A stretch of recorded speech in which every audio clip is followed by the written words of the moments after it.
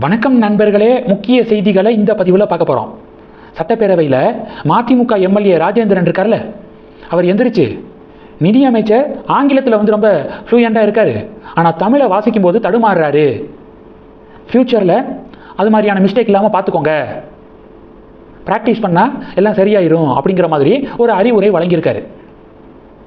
இந்த அறிவுரைக்கு finance minister Maria Wilson கடும் எதிர்ப்பு தெரிவிச்சிருக்காரு. இது ஒரு பெரிய டிபேட்டாக மாறி இருக்கு. முதல்ல மதிமுக எம்எல்ஏ அப்படின்னே வேற கூப்பிடக்கூடாது. மதிமுக இப்போ டிவிகே கூட்டணிக்கு போயிட்டாங்க. போட்டியிட்ட வேட்பாளர்கள் உதயசூரியன் சின்னத்தில் போட்டியிட்டாங்க. அதனால திமுக எம்எல்ஏ அப்படிங்கிறதான் கரெக்டு. ஏன்னா இந்த எம்எல்ஏக்கள் மதிமுகவோடையே போல டிஎம்கேக்கு தான் சப்போர்ட் பண்ணுறாங்க. அதனால டிஎம்கே எம்எல்ஏ அப்படின்னு சொல்கிறது தான் ஆப்டாக இருக்கும். இது மாதிரி விமர்சனம் பண்ணதுக்கு ஃபினான்ஸ் மினிஸ்டர் எதிர்ப்பு தெரிவிச்சிருக்காரு. இந்த அளவுக்கு அவர் கோபப்பட வேண்டிய அவசியம் இல்லை. தமிழ் வாசிக்கும் போது பிடிஆர் பழனிவேல் தியாகராஜன் அவர்களும் இப்படி தான் தடுமாறுவார். அவ்வளவு தப்பாக தான் வாசிப்பார். அப்போ ஏன் திமுக எம்எல்ஏக்கள், திமுக ஆதரவாளர்கள் எழுந்து இது மாதிரி பிடிஆர் பழனிவேல் தியாகராஜன் அவர்களுக்கு அட்வைஸ் பண்ணலை அப்படிங்கிற ஒரு கேள்வி முன்வைக்கப்படுது. பிடிஆருக்கும் இதே மாதிரியான அறிவுரையை திமுக காரங்க வழங்கியிருந்தா இப்போ வழங்குறதுல தப்பு இல்லை. அப்போ செலக்டிவாக டிவிகே எம்எல்ஏ, டிவிகே ஃபினான்ஸ் மினிஸ்டரை பார்த்து இந்த அறிவுரை வழங்கும் போது அப்போ அவங்களுக்கு வழங்கியிருக்க வேண்டியதானே அப்படிங்கிற கேள்வி இயல்பாக எழுது. ஆனால் இந்த கேள்விக்கு, இந்த அறிவுரைக்கு இந்த அளவுக்கு ஃபினான்ஸ் மினிஸ்டர் கோபப்பட வேண்டிய அவசியம் இல்லை. ஒரு கட்டத்தில் நான் பான் கிறிஸ்டியன், எனக்கு அன்பு மொழி, அமைதி மொழி, இரக்கத்தின் மொழியை பைபிள் சொல்லி கொடுத்துருக்கு, பாதி பேருக்கு மேலே எவ்வளோ தமிழ் படித்தாலும் இதெல்லாம் தெரியாது அப்படிங்கிற வார்த்தையெல்லாம் விடுறாரு ஃபினான்ஸ் மினிஸ்டர். ஒரு நார்மலான ஒரு அறிவுரையை அக்செப்ட் பண்ணிட்டு போக வேண்டியதானே, எதுக்காக சண்டை கட்டுறீங்க அப்படிங்கிறதான் பல பொதுமக்களுடைய அறிவுரையாக இருக்குது. இது ஒன்று. ரெண்டாவது என்ன பார்க்க போகிறோம், மேஜர் மதன்குமார் அவர்கள் ஆபரேஷன் சிந்தூரை பற்றி புத்தகம் எழுதியிருக்காருல்ல, அந்த புத்தகத்தை அண்ணாமலை அவர்கள் தான் வெளியிட்டார். இப்போ டிபேட் என்னன்னா, திராவிட ஜனதா கும்பல் அண்ணாமலையை கிரிட்டிசைஸ் பண்ணுவாங்க. மேஜர் மதன்குமார் அவர்கள் ஆபரேஷன் சிந்தூர் பற்றிய புத்தகத்தை வெளியிட யாருக்கு அழைப்பு விட்டார்? அங்கே தமிழக பாஜகவை சேர்ந்த யாருமே இல்லை. நயினார், வானதி அக்கா, தமிழிசை அக்கா இவங்களுக்கெல்லாம் அழைப்பு விடலை மேஜர் மதன்குமார். அண்ணாமலை தான் சரியான நபர் அப்படின்னு அண்ணாமலையை இன்வைட் பண்ணியிருக்காரு.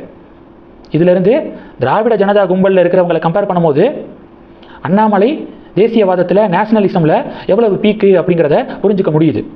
அதனால் தீஜா கும்பல் தேசியவாதத்தை பற்றியெல்லாம் அண்ணாமலைக்கு வீத லீடர்ஸ் இயக்கத்துக்கு இனி யாரும் டீச் பண்ணாதீங்க அப்படிங்கிறத, அந்த மெசேஜை ஸ்ட்ராங்காக கன்வே பண்ணியிருக்காரு மேஜர் மதன்குமார் அவர்கள். அந்த புத்தக வெளியீட்டு விழாவில் என்னென்ன நடந்துச்சு அப்படிங்கிறத டீட்டெயிலாக அடுத்தடுத்த வீடியோவில் பார்க்கலாம். இப்போது அண்ணாமலை தான் இன்வைட் பண்ணியிருக்காரு மேஜர். பல முன்னாள் இராணுவ வீரர்கள் இந்த நிகழ்ச்சியில் கலந்துக்கிட்டாங்க. ஒவ்வொருத்தங்களும் அண்ணாமலையை பற்றி அப்படி பேசுகிறாங்க. இராணுவ வீரர்களுக்கு தேசப்பற்று ரத்தத்தில் இருக்கும். அவங்க அண்ணாமலையை தான் அட்மைட் பண்ணுறாங்க, தீஜா கும்பலை கிடையாது. இது ரெண்டு. மூணாவது என்ன பார்க்க போகிறோம், குளச்சல் காங்கிரஸ் எம்எல்ஏ சட்டப்பேரவையில் அவங்க என்ன பேசியிருக்காங்கன்னா, காவிரியிலிருந்து தமிழகத்துக்கு தண்ணீர் வரணும் அப்படின்லாம் இங்கே எல்லாரும் பேசுகிறோம். ஆனால் யாருமே எங்கள் கன்னியாகுமரி மாவட்டத்தில் இருக்கக்கூடிய நெய்யாறு இடதுகரை கால்வாயை பற்றி ஏன் யாரும் பேச மாட்டாங்க? நெய்யாறு இடதுகரை கால்வாயிலையும் தண்ணி இல்லை, அதை பற்றி ஏன் யாரும் பேசுறதில்லை அப்படின்னு காங்கிரஸ் எம்எல்ஏ பேசியிருக்காங்க. தாரகை அவர்கள் பேசியிருக்காங்க. நேற்றுக்கு இன்னைக்கா நெய்யாறு இடதுகரை கால்வாயில் தண்ணி இல்லை? லாஸ்ட் 22 வருடங்களாக ஒரு சொட்டு தண்ணி இல்லை. லாஸ்ட் 22 வருடங்களில் அந்த நெய்யாறு இடதுகரை கால்வாய் பாயக்கூடிய கிள்ளியூர், விளவங்கோடு இந்த தொகுதியுடைய எம்எல்ஏக்களாக காங்கிரஸ்காரங்க தான் தொடர்ந்து இருந்தாங்க. கன்னியாகுமரியுடைய எம்பியாக இன்னைக்கு காங்கிரஸ்காரர் தான் இருக்காரு. கடந்த டிஎம்கே ஆட்சியிலையும் கூட்டணியில் பங்கு வகிச்சிங்க, இப்போ டிவிகே ஆட்சியிலையும் கூட்டணியில் இருக்கீங்க, அமைச்சரவையில் இருக்கீங்க. இதுக்கப்புறமும் தண்ணி வரலை அப்படின்னு சொல்லிட்டு பழியை தூக்கி ஏன் அடுத்தவங்க மேலே போட பார்க்குறீங்க? காங்கிரஸ் தான் பிரதானமாக அதிகாரத்தில் இருந்திருக்கு, நீங்கள் தான் நடவடிக்கை எடுத்திருக்கணும். ஏன் நடவடிக்கை எடுக்கலை காங்கிரஸ் பார்ட்டி, காங்கிரஸ் பிரதிநிதிகள் அப்படின்னு சொல்லிட்டு கேள்வி தாரகை அவர்களுக்கு எதிராகவே திரும்புது அவங்க இப்படி பேசுனதுக்கு. இந்த செய்திகள் எல்லாத்தையும் பற்றி உங்களுடைய பார்வைகளை மறக்காமல் கமெண்ட் பண்ணுங்கள். தொடர்ந்து கணக்கில் இருங்க. அடுத்தடுத்து நிறையா பதிவுகளை பார்க்க போகிறோம். நன்றி. ஜெய் ஹிந்த்.